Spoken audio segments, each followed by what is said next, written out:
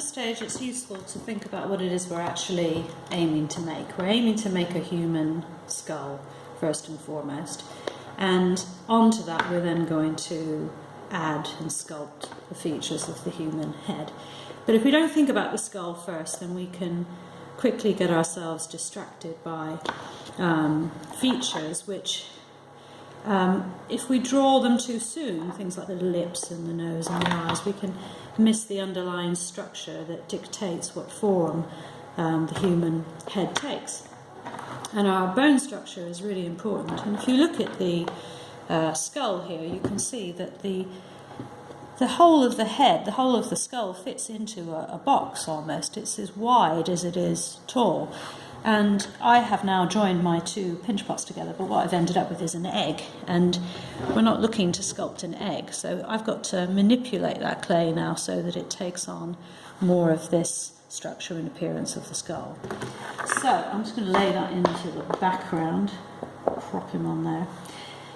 So taking my eggy clay, I need to think about how I want to approach this. So I could look to use the egg that way around to get the height of the skull and then start pushing and manipulating out for the back of the cranium. In fact, I think that's what I will do.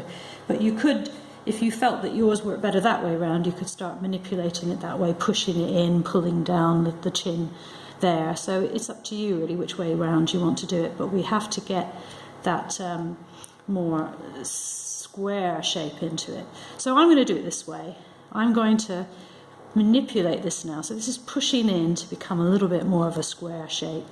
I'm going to use the palm of my hand there to push in to create this dip here, this angle between the jaw and the back of the cranium.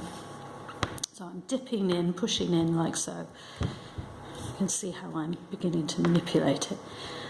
And you could at this stage even poke a hole into it if you want to and think, right, that's where the spine is going to go into. This is going to be where the spine will eventually sit into the skull.